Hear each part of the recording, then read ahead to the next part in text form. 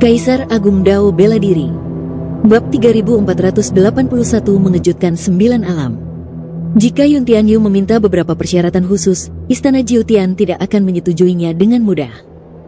Benih sumber tertinggi yang rusak nilainya dan signifikansinya relatif kecil, jadi Lu Tianren merenung sejenak lalu mengangguk. Pada saat yang sama, dia juga menebak mengapa Yun Tianyu meminta benih sumber tertinggi yang rusak. Seharusnya karena junior bernama Luo Xiu telah membangun fondasinya di jalan diri sejati. Kemajuan jalur kultivasi ini hanya dapat sepenuhnya bergantung pada diri sendiri. Melalui benih sumber tertinggi yang rusak, beberapa prinsip Tao yang tidak lengkap dapat diserap dan digunakan untuk menyimpulkan dan menyadari arah masa depan dari diri sejati.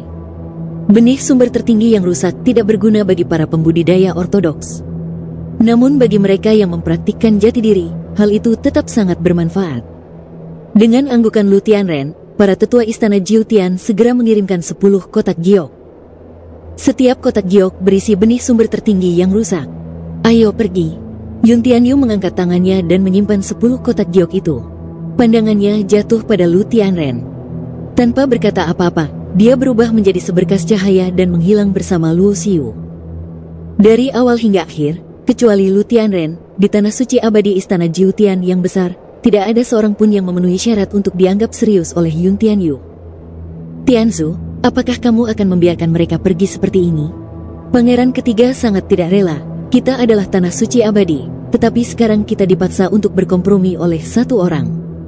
Di mana keagungan istana Jiutian kita, dan mengapa kita bisa menyapu dunia? Kamu tidak mengerti.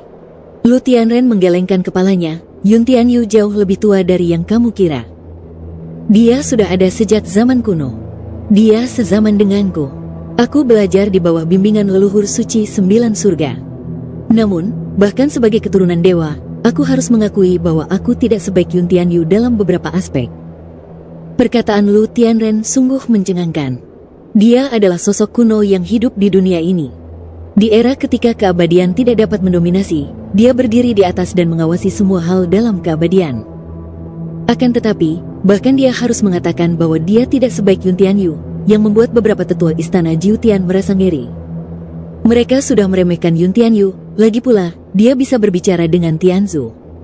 Tetapi mereka sama sekali tidak menyangka kalau penilaian Tianzu terhadap Yun Tianyu akan begitu tinggi. Benih sumber tertinggi tidak terlihat. Saat itu, hanya ada 2 jalan di depan Yun Tianyu dan aku, baik untuk mengambil jalan yang benar atau untuk mengintegrasikan benih sumber tertinggi. Bintang-bintang tampak mengalir di mata Lu Tianren, dan sungai-sungai waktu pun muncul, mengingatkan kenangan masa lalu yang jauh.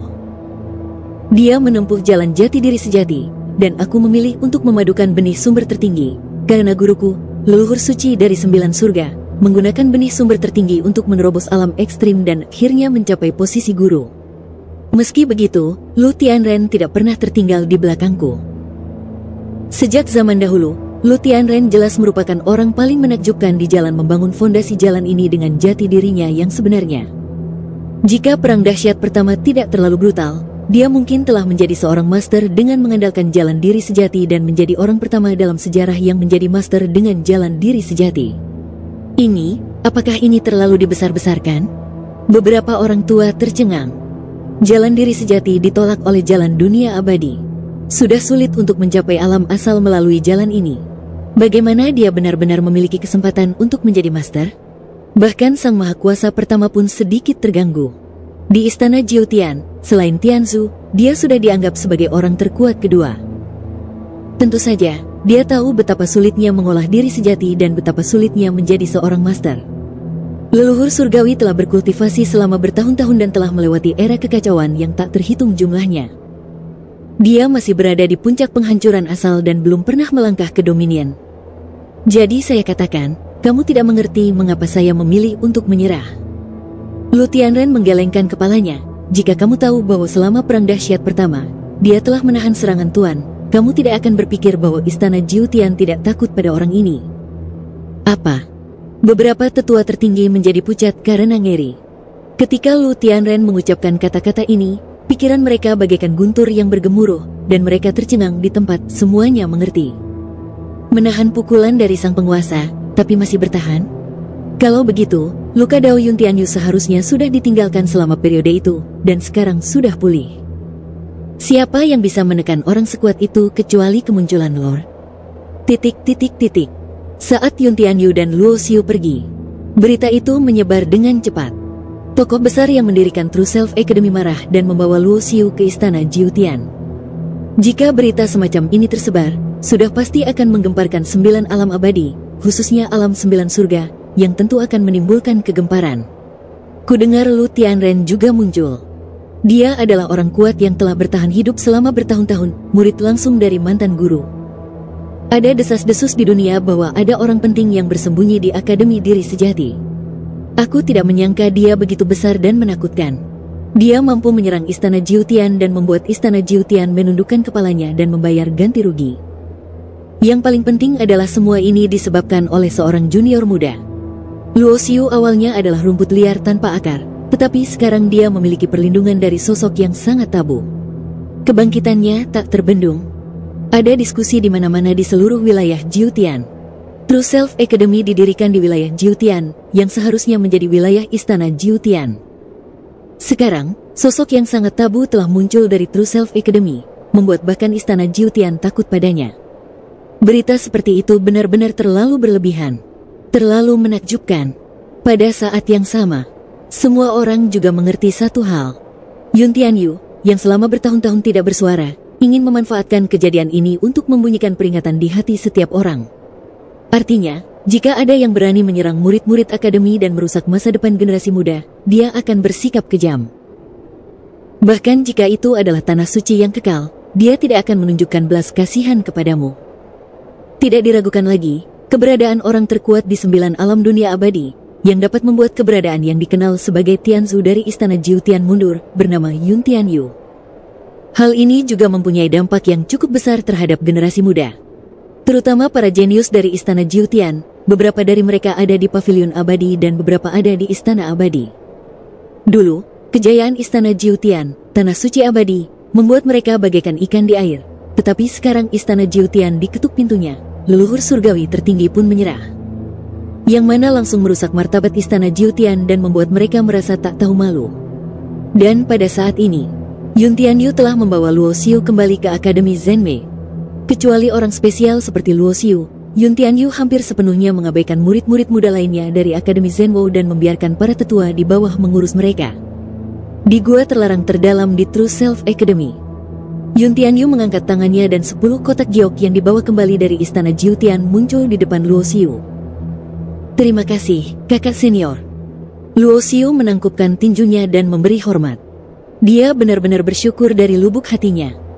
Karena Yun Tianyu tidak hanya membantunya berdiri, tetapi juga memperingatkan kekuatan lain bahwa jika mereka ingin menyerangnya, mereka mungkin harus mempertimbangkan apakah latar belakang mereka sendiri dapat dibandingkan dengan istana Jiutian.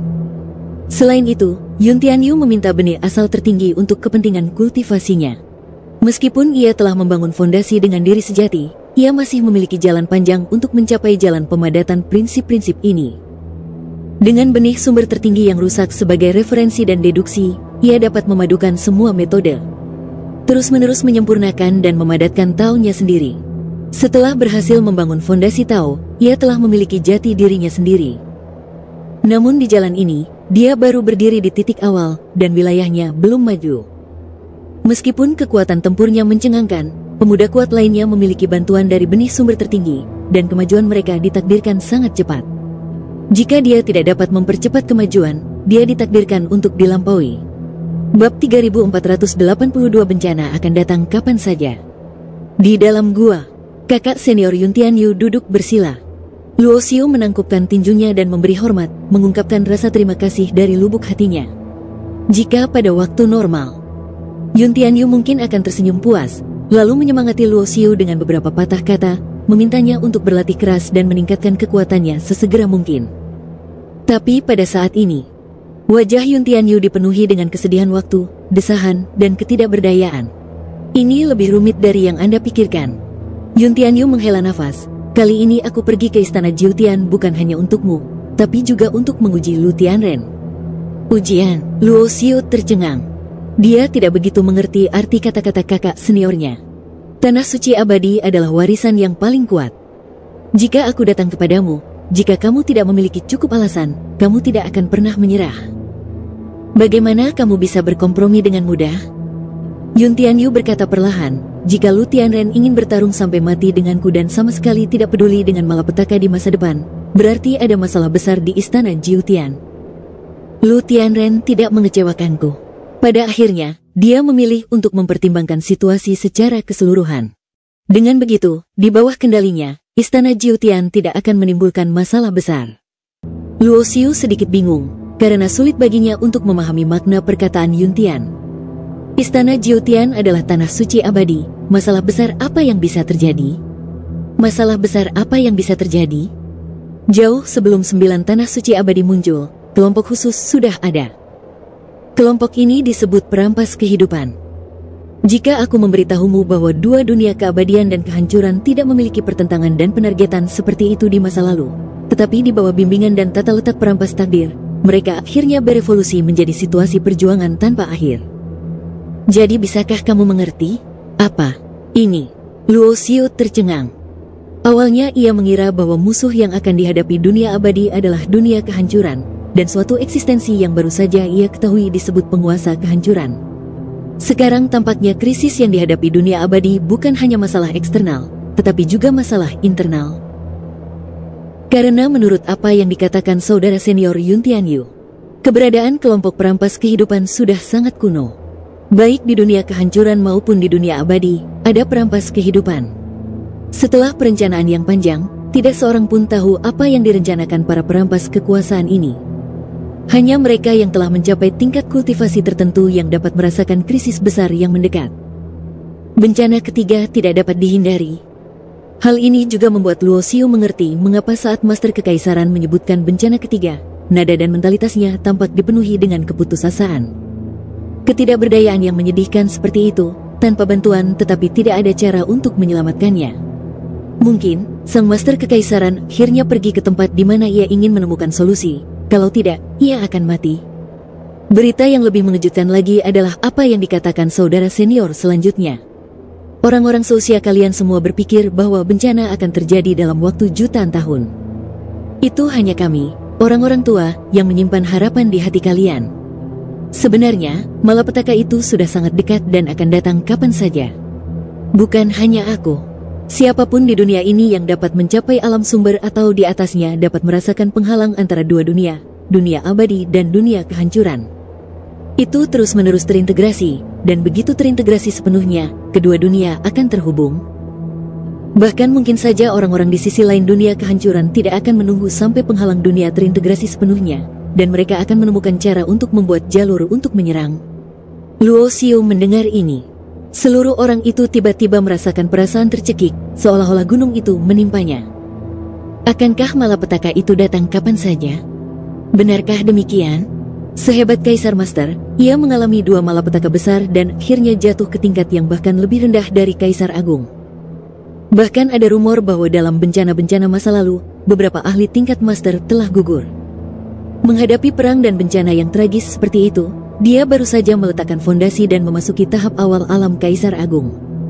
Bagaimana dia bisa bertahan hidup di masa sulit seperti itu? Sebenarnya, bahkan jika aku tidak memberitahumu, kamu harus mengerti bahwa ketika kamu pergi ke tempat asal untuk pelatihan, ada makhluk dari dunia kehancuran yang akan melintasi perbatasan dari waktu ke waktu untuk melakukan berbagai jenis penghancuran dan infiltrasi. Dalam arti tertentu, pada saat itu, bencana telah dimulai, tetapi perang terakhir belum terjadi. Justru karena Lu Tianren memahami semua ini, dia tidak memilih untuk bertarung denganku, tetapi memilih untuk berkompromi. Karena dia tahu bahwa sekarang bukanlah saatnya untuk pertikaian internal, dia bersedia memberiku penjelasan. Tetapi jika ada perampas kehidupan yang memimpin semua ini, mungkin yang paling ingin mereka lihat adalah pertarungan antara aku dan orang-orang Lu Tian. Yang terbaik adalah kalah di kedua belah pihak. Saat menyebutkan ini, nada bicara Yun Tianyu sangat serius. Bencana telah dimulai. Kecuali generasi Anda, di generasi-generasi sebelumnya, sekelompok orang jenius muncul setiap jutaan tahun. Seiring berlalunya waktu, beberapa orang akhirnya tersingkir, dan hanya yang paling elit yang tersisa. Mereka juga merupakan benih untuk melawan bencana. ... Setelah meninggalkan kata-kata ini, Yun Tianyu pergi. Dan guanya di Akademi Diri Sejati diserahkan kepada Luo Xiu dan menjadi tempat pelatihannya sementara. Tidak seorang pun akan mengganggu Anda saat berlatih di sini, karena ini adalah gua dan tempat berlatih seorang guru yang sangat dilarang. Segala sesuatu di sekitar tenang. Luo Xiu duduk bersila, tangannya diletakkan secara alami di lutut kakinya. Di depannya, ada 10 kotak giok berjejer, berisi benih sumber rusak yang dibawa kembali dari istana Jiutian. Yun Tianyu pergi karena sesuatu yang sangat penting. Setelah dia pergi, Luo Xiu tidak langsung menggunakan benih sumber tertinggi yang rusak untuk berlatih, tetapi terlebih dahulu menyesuaikan mentalitas dan kondisinya. Kekuatan penciptaan yang asli. Kelima kata ini muncul dalam pikirannya, dan rahasia serta informasi yang tak berujung mengalir di antara ingatannya. Mengenai keterampilan ini, Luo Xiu tidak menyebutkannya kepada Yun Tianyu. Bagaimanapun, masalah ini agak terlalu rumit untuk dibicarakan, dan ada banyak masalah di dalamnya. Bahkan dia sendiri belum mengetahuinya, jadi bagaimana dia bisa menyelesaikannya? Apakah sudah jelas? Memurnikan benih. Luo Xiu memejamkan matanya, membuka dan menutup bibirnya, dan menggumamkan 2 kata ini. Memurnikan benih merupakan tahap pertama dari keterampilan penciptaan yang asli. Teknik ini berasal dari era dunia pertama saat pertama kali diciptakan. Era dunia itu benar-benar musnah. Demi melawan penguasa pemusnahan, bahkan asal-muasal dunia pun runtuh, dan tidak ada jejak era itu yang dapat ditemukan di dunia penguburan. Jejak keberadaan. Meskipun menurut generasi ke-12 dari guru besar, keterampilan penciptaan asli yang diwariskan kepadanya tidak lengkap, setidaknya bagi Luo Xiu pada tahap ini, keadaan sebelumnya sudah cukup baginya untuk berlatih selama beberapa waktu. Dibandingkan dengan keterampilan penciptaan asli, keterampilan abadi-abadi dikenal sebagai salah satu keterampilan paling kuat di dunia abadi, tetapi masih jauh lebih rendah. Tentu saja, ini tidak berarti bahwa Luo Xiu bermaksud melepaskan berbagai kekuatan magis dan metode Tao yang telah dipraktikkannya di masa lalu. Jalan yang dipilihnya tetap mengakomodasi semua dharma. Baik itu kungfu abadi-abadi atau kungfu penciptaan asal, itu tidak akan menjadi latihan utamanya, tetapi hanya akan menjadi bagian dari jati dirinya yang sejati. Itu tidak akan pernah menjadi segalanya. Para Master Dao di masa lalu pada dasarnya telah mempraktikkan teknik ini, tetapi mereka semua gagal pada akhirnya, jadi mustahil bagi Luo Xiu untuk menaruh semua harapannya pada teknik penciptaan asli. Generasi ke-12 dari penguasa Jalan Agung memberinya teknik ini dengan tujuan yang sama. Ia berharap dapat menemukan teknik penciptaan asli yang lengkap dan akhirnya dapat menahan kedatangan penguasa pemusnahan. Bab 3483 Kaisar Sejati. Luo Xiu tidak tahu apa yang akan terjadi di masa depan, jadi yang bisa ia lakukan hanyalah meningkatkan kekuatannya semampunya. Setelah mendengar dari kakak laki-lakinya bahwa malapetaka akan datang kapan saja, Luo Xiu merasakan urgensi yang lebih dalam di hatinya. Seolah-olah awan gelap menekan situasi dan gunung Tai menekannya, dan dia merasa sangat berat. Kebanyakan orang mengira bahwa malapetaka itu tidak akan terjadi setidaknya jutaan tahun kemudian. Kenyataannya, semakin banyak tekanan besar yang dibebankan pada pundak para penguasa teratas di dunia abadi. Selama berlatih, hampir tidak mungkin untuk merasakan berlalunya waktu. Luo Xiu tenggelam dalam pemahamannya akan keterampilan penciptaan asli, dan ranah pertama pemurnian benih yang sesuai sangatlah penting baginya. Dia telah menciptakan fondasi jati diri dan memiliki jati dirinya sendiri. Kerajaannya setara dengan kerajaan kaisar terdahulu. Bagi yang lain, jika mereka ingin melangkah lebih jauh, mereka perlu terus-menerus mengintegrasikan diri mereka dan benih sumber. Ketika alam dipromosikan ke tingkat yang lebih tinggi, kultivasi mereka secara alami akan membuat terobosan, dan penguasaan mereka terhadap Tao juga akan lebih baik. Kuat. Tetapi yang harus dilakukan Luo Xiu adalah memadatkan benih sumbernya sendiri. Tempat asalnya luas dan tak terbatas. Daerah ini juga merupakan tempat tertua di kehampaan yang luas dan kacau. Baik dunia kehancuran maupun dunia abadi, semuanya lahir dari tempat asal. Segala sesuatu lahir dari asal mula, dan semua dharma berasal dari ini. Sama, tempat asal juga merupakan perbatasan antara dunia abadi dan dunia kehancuran. Sejak pecahnya perang bencana pertama, banyak sekali orang kuat yang ditempatkan di dunia abadi di tempat asal. Ada juga orang kuat yang telah melampaui alam sumber dan di atasnya di dinasti-dinasti sebelumnya. Mereka terus-menerus memasang segel dengan cara ini, dan penguatan dari generasi ke generasi. Namun seiring berjalannya waktu, setiap 3333 era kekacauan, dunia abadi dan dunia kehancuran akan bergabung menjadi satu dalam kurun waktu tertentu, membentuk penghalang dunia yang memisahkan kedua dunia tersebut. Juga akan menghilang sebagaimana mestinya, dan makhluk-makhluk kuat dari kedua dunia tersebut akan saling memasuki dan tidak akan ditekan dan dikucilkan oleh jalan dunia lainnya. Jika saat itu tiba, semua segel tidak akan berguna lagi. Segel tersebut hanya dapat menjamin bahwa dunia abadi tidak akan diserbu oleh dunia kehancuran hingga penghalang dunia menghilang.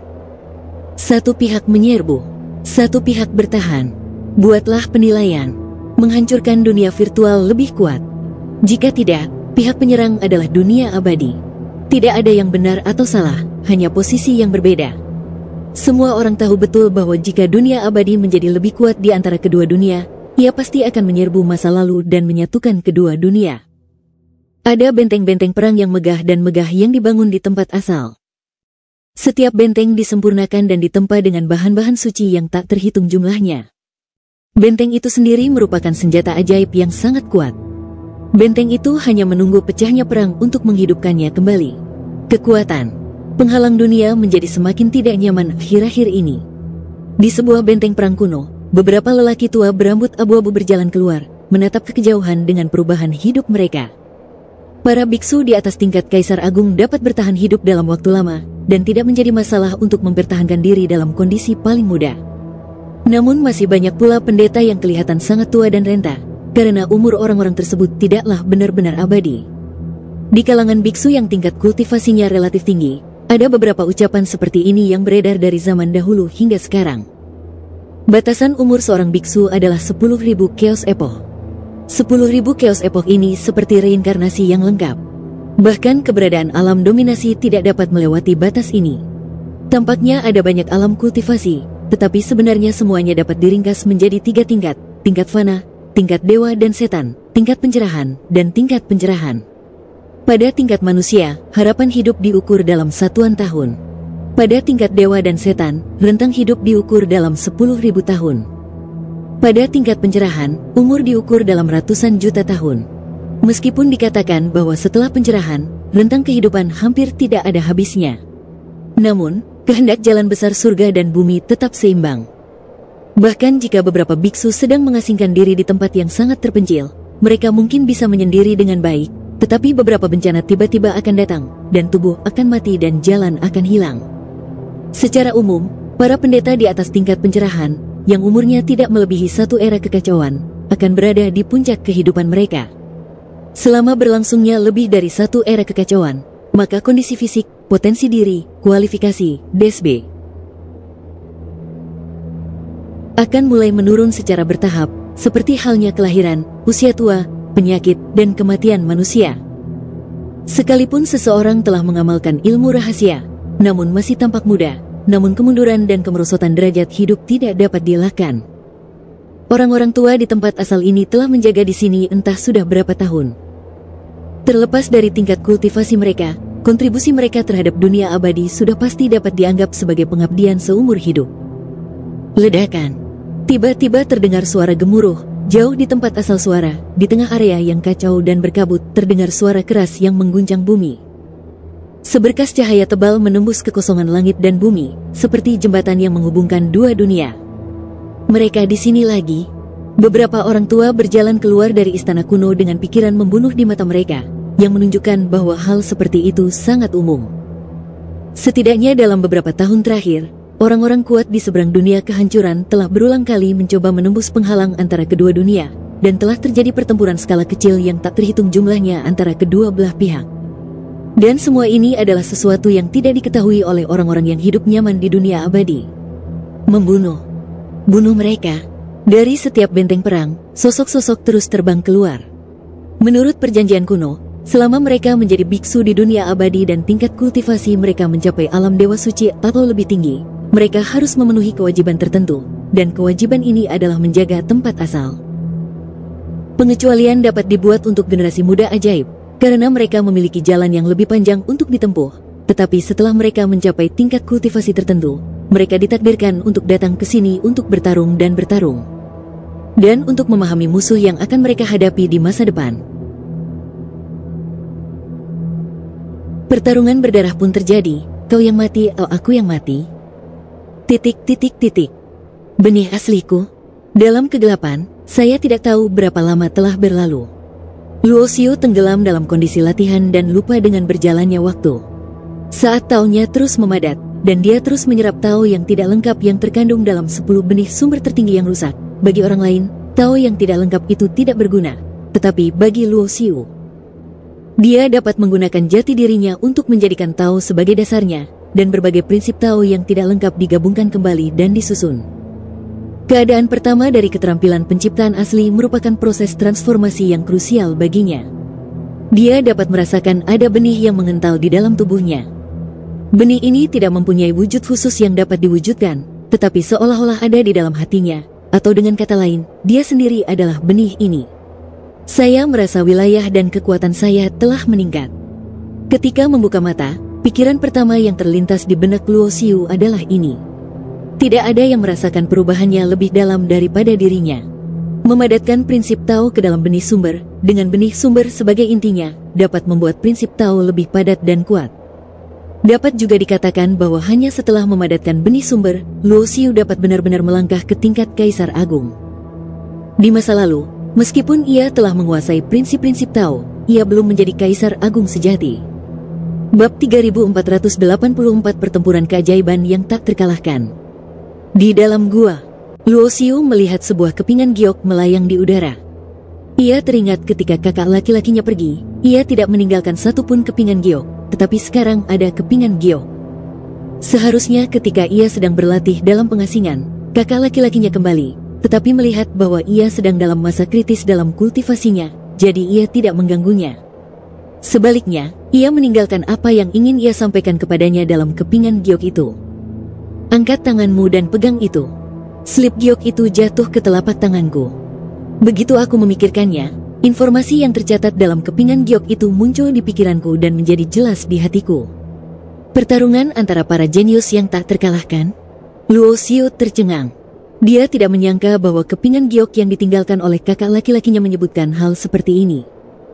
Menurut deskripsi saudara senior di Jade Slips, seorang tokoh besar mengusulkan agar semua orang jenius generasi muda saat ini disatukan dalam sebuah kompetisi besar untuk menampilkan seorang pembangkit tenaga muda yang benar-benar tak terkalahkan, yang dapat disebut sebagai si jenius tak terkalahkan.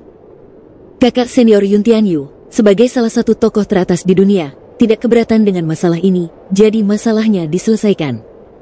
Ini ditakdirkan menjadi kompetisi dan persaingan yang sangat sengit. Hanya yang kuat yang dapat berdiri dan bangkit, melangkah di atas kepala para penyihir dari generasi yang sama dan mencapai puncak. Luo Xiu dapat memikirkan banyak hal melalui kejadian ini. Karena bencana bisa datang kapan saja. Tokoh-tokoh besar di dunia abadi tidak sabar untuk memilih orang-orang yang paling menonjol di antara generasi muda. Mereka jelas memiliki rasa urgensi dan berharap agar generasi muda seperti Luo Xiu dapat tumbuh dewasa secepat mungkin. Jika tidak, begitu malapetaka tiba-tiba terjadi, sangat mungkin generasi mereka bahkan tidak akan memiliki kesempatan untuk bangkit. Begitu dunia abadi hancur, generasi ini akan ditakdirkan untuk meninggalkan penyesalan yang tak berujung. Jika dihitung-hitung, masih ada lebih dari 10 hari lagi sebelum pertempuran keajaiban tak terkalahkan dimulai. Luo Xiu mengangkat alisnya. Itu hanya kebetulan. Jika dia menyendiri sebentar, dia mungkin akan melewatkan kompetisi ini. Sesuai dengan keinginan kakak senior, dia berharap dia bisa berpartisipasi, karena pertempuran para jenius yang tak terkalahkan ini memiliki makna yang luar biasa. Pada saat yang sama, dia juga berharap Luo Xiu dapat menggunakan pertempuran ini untuk memperbaiki nama Master Kekaisaran. Ya, itulah perbaikan namanya. Tuan Kekaisaran telah membayar terlalu banyak untuk dunia abadi dalam 2 bencana terakhir. Namun, seiring berjalannya waktu, banyak orang telah lama melupakan kebaikan hati Tuan Kekaisaran, terutama dengan menghilangnya Tuan Kekaisaran. Beberapa orang bahkan percaya bahwa Tuan Kekaisaran telah meninggal dan mitos tentang satu generasi telah berakhir. Luo Xiu merupakan satu-satunya murid yang diakui oleh Kaisar hanya berdasarkan namanya. Dia memiliki tanggung jawab dan kewajiban ini.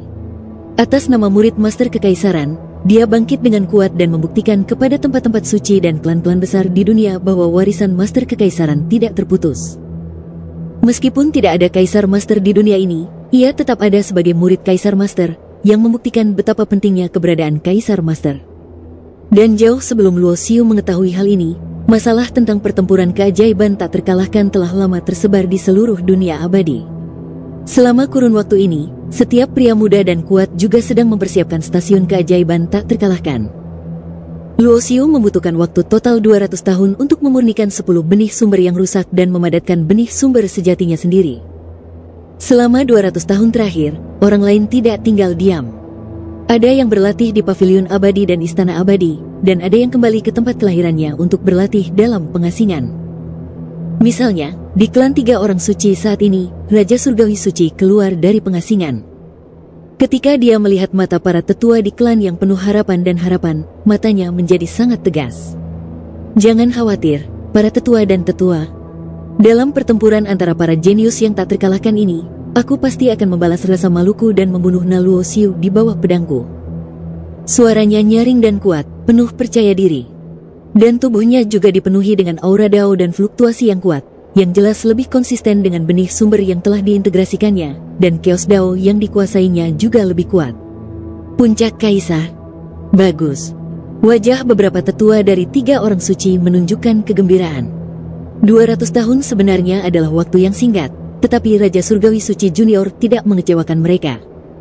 Mereka menginvestasikan banyak sumber daya dan upaya, dan akhirnya membuat kultivasinya mencapai tingkat puncak kaisar. Kultivasi semacam ini, sampai batas tertentu, sudah termasuk dalam kategori yang kuat, alam tertinggi di bawah alam sumber. Pangeran memiliki ambisi yang begitu besar, dan aku sangat senang.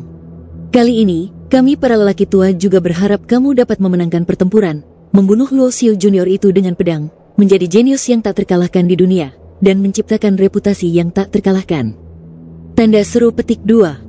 Mata orang-orang tua dari 3 orang suci ini dipenuhi dengan kelegaan dan kekaguman. Bagaimanapun, ini adalah level puncak dari generasi kaisar yang lebih muda.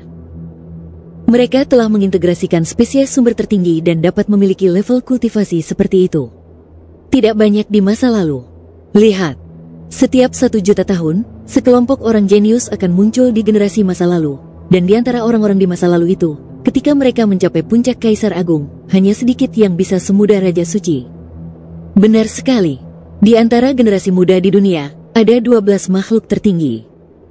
Wang Er, dengan sumber kekacauannya dan kultivasinya di puncak Kaisar Agung, sudah cukup untuk dimasukkan ke dalam 3 makhluk tertinggi teratas. Dia adalah seorang jenius dan jenius, yang agung dan tak terkalahkan. Saya yakin Wang Er tidak akan mengecewakan kita. Dia pasti akan bangkit dengan kuat, mengalahkan makhluk agung dari generasinya, dan meraih satu-satunya gelar tak terkalahkan. Para jenius dan orang-orang jenius, berdasarkan prestasi masa lalu mereka dan prestasi mereka sendiri, telah membuat daftar 12 makhluk tertinggi, yang dapat disebut sebagai urutan tertinggi. Namun pada akhirnya, hanya 1 orang yang dapat mencapai puncak dan menjadi tak terkalahkan dengan mengalahkan makhluk tertinggi di generasinya. Disebut sebagai yang maha kuasa saja sudah merupakan suatu kehormatan yang besar. Hanya mereka yang telah mengintegrasikan dan memurnikan benih sumber maha kuasa di dunia ini yang layak untuk berada di antara mereka. Saat ini nama-nama 12 dewa tertinggi telah menjadi terkenal di seluruh dunia, dan tidak seorang pun mengetahuinya. Raja Suci sangat menakjubkan, menduduki peringkat ketiga di antara 12 makhluk tertinggi. Alasan utamanya adalah karena ia mempunyai rekor kalah dari Luo Xiu, kalau tidak, peringkatnya mungkin lebih tinggi. Adapun Luo Xiu, meskipun ia memiliki rekor mengalahkan Raja Suci, peringkatnya di antara 12 tertinggi tidak tinggi, terutama karena 200 tahun sudah cukup untuk memperlebar jarak. Di jalan menuju jati diri, Anda hanya dapat mengandalkan diri sendiri untuk segala hal, dan praktiknya sulit. Di mata banyak orang, 200 tahun bukanlah waktu yang cukup bagi Luo Xiu untuk berkembang begitu cepat. Sangat mungkin bahwa tingkat kultivasinya masih pada level 200 tahun yang lalu, dan Raja Surgawi Suci, yang sudah berada di puncak Kaisar Agung, pasti telah melampauinya. Jika Anda membunuhnya, Anda dapat membalas rasa malu Anda. Kakak senior Luo keluar. Kakak senior, akhirnya kau muncul. Ketika Luo Xiu berjalan keluar dari area terlarang jauh di dalam Akademi Diri Sejati, banyak murid akademi segera mengerumuninya dengan kegembiraan di wajah mereka. Karena ketika berita menyebar bahwa pertempuran keajaiban tak terkalahkan akan segera terjadi, Luo Xiu tidak pernah muncul. Beberapa orang mengira dia akan melewatkannya. Lagi pula, tidak ada yang tahu berapa lama retret ini akan berlangsung. Luo Xiu tidak menjauh dari murid-murid junior di akademi. Dia tersenyum dan menyapa orang-orang ini, dan matanya tertuju pada beberapa sosok yang dikenalnya. Bab 3485, Bintang Api Penyucian. Kamu jadi makin sulit dilihat. Xing Fei dan Luo Xiu berjalan bersama dan berkata dengan penuh emosi. Kalau dipikir-pikir lagi ke masa itu, di tanah ciptaan yang ditinggalkan oleh era paling kuno, rasanya waktu belum berlalu begitu saja. Saat itu, Xing Fei begitu bersemangat. Luo Xiu berusaha sekuat tenaga untuk berada di ranah dan level yang hampir sama dengannya. Namun hanya berapa tahun yang telah berlalu, perubahannya sungguh besar, di luar imajinasi manusia dan luar biasa. Sekarang, dia bahkan tidak bisa lagi melihat bagaimana keadaan Luo Xiu saat ini, dan dia merasa agak malu dalam hatinya. Dari segi jenius atau tidak, Xing Fei tidak pernah berpikir kalau dirinya lebih rendah dari yang lain. Namun jika dibandingkan dengan Luo Xiu yang seorang aneh, seharusnya dia berada di depan Luo Xiu. Namun pada akhirnya dia disusul oleh orang yang datang terlambat. Memikirkan hal ini, Xing Fei merasa sedikit melankolis. Orang jenius memiliki karakter dan kepercayaan diri yang tidak lebih lemah dari orang lain, tetapi kali ini mereka benar-benar lebih lemah dari orang lain. Kamu juga telah membuat kemajuan besar. Aku bisa merasakan prinsip tertinggi di tubuhmu. Luo Xiu tersenyum ringan. Bisakah kamu melihat ini? Xing Fei tidak dapat menahan diri untuk menutupi wajahnya. Anda harus tahu bahwa bukan hanya Raja Surgawi Suci dan yang lainnya yang telah mengembangkan prinsip tertinggi, dia juga telah berhasil, tetapi dia relatif rendah hati dan tidak dikenal orang luar. Namun dia tidak mengatakannya. Luo Xiu dapat melihatnya sekilas. Meskipun aku tidak bisa melihat menembus alammu, kau tetap harus berhati-hati. Raja Surgawi Suci kalah darimu terakhir kali. Sekarang ku dengar dia telah mencapai alam puncak Kaisar Agung, dan prinsip kekacauannya juga pasti lebih kuat. Fei mengingatkan. Terima kasih. Luo Xiu mengangguk. Dia tidak terkejut dengan hasil seperti itu. Bagaimanapun, sumber daya pelatihan yang diperoleh oleh Raja Surgawi Suci tidak hanya disediakan oleh Paviliun Abadi dan Istana Abadi, tetapi juga oleh 3 orang suci di belakang mereka. Namun, keluarga besar dengan warisan kuno memiliki fondasi yang sangat kaya. Waktu berlalu dengan tenang. Di kedalaman kehampaan yang kacau, ada sebuah bintang besar. Bintang ini setidaknya 100 kali lebih besar dari bintang biasa, dan napas kehidupannya sangat kuat dan kaya. Bintang ini disebut Bintang Api Penyucian. Dilihat dari nama-nama bintang, mereka agak tidak cocok dengan nafas kehidupan yang kuat dan kaya. Alasannya mengapa?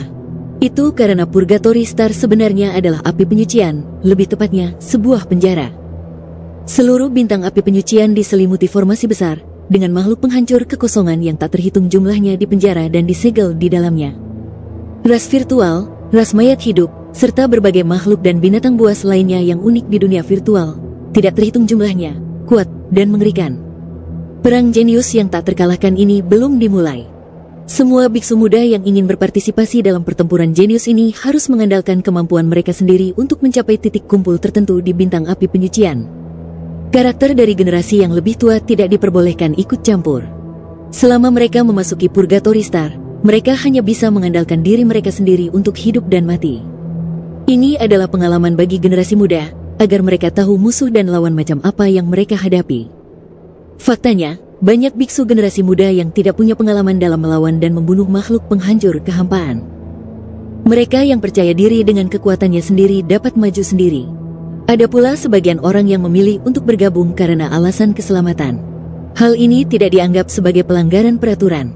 Dan pada saat ini, di suatu tempat di api penyucian, ada sebuah tim yang terdiri dari 6 orang, bergerak hati-hati maju di dalam hutan di planet api penyucian, dan induksi kesadaran ilahi selalu menyebar. Karena ada formasi kuat di bintang api penyucian, jangkauan induksi indera ketuhanan terpengaruh, dan jangkauan yang dicakup tidak terlalu besar. Di antara ke-6 orang ini, 3 di antaranya telah mencapai alam Kaisar Agung, dan 3 sisanya telah mencapai alam Sein Puncak.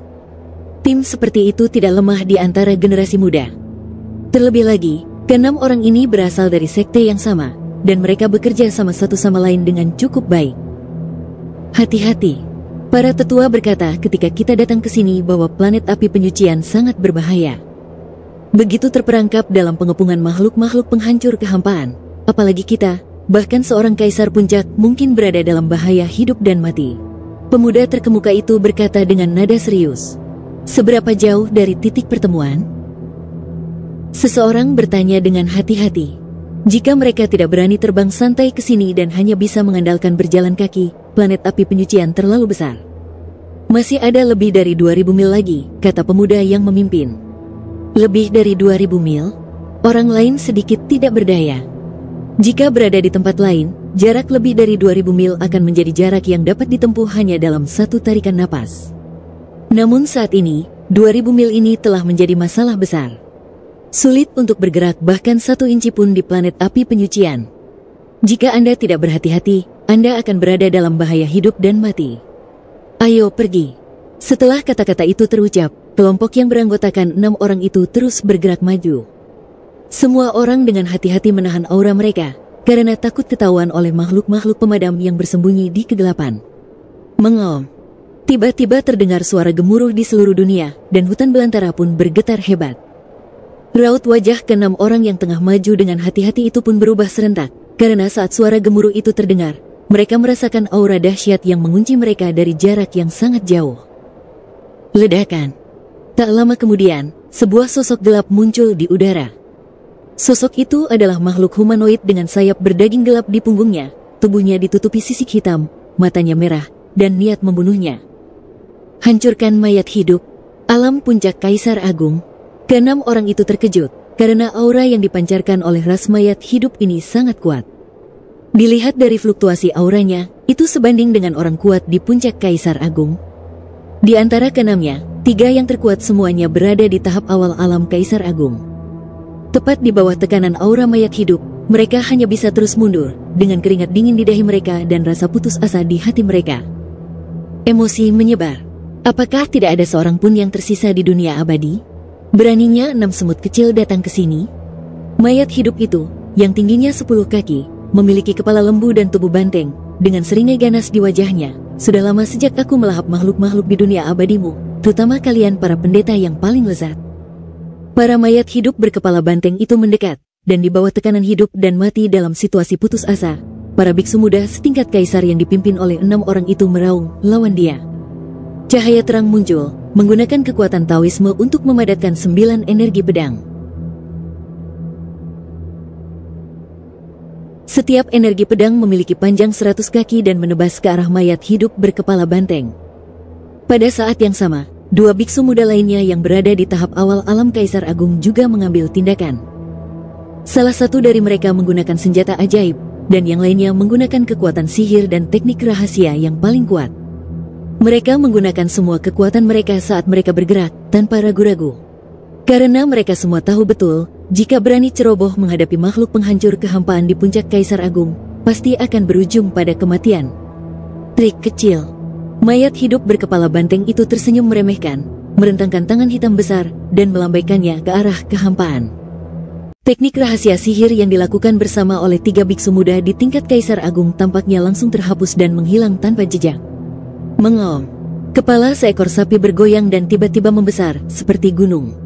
Ia membuka mulutnya dan menelan ke-6 pendeta itu. Ada pusaran di mulut sapi yang ganas itu, yang terisi dengan kekuatan melahap dan menelan ke-6 pendeta itu. Terkunci, tak seorang pun bisa lolos. Jelas sekali, mayat hidup berkepala banteng ini ingin menelan ke-6 pendeta abadi yang lemah ini sekaligus. Dan pada saat ini, sebuah telapak tangan tampak terjulur dari kekosongan di kejauhan, dan jejak telapak tangan itu menghantam dahi kepala banteng besar itu bagai sebuah gunung.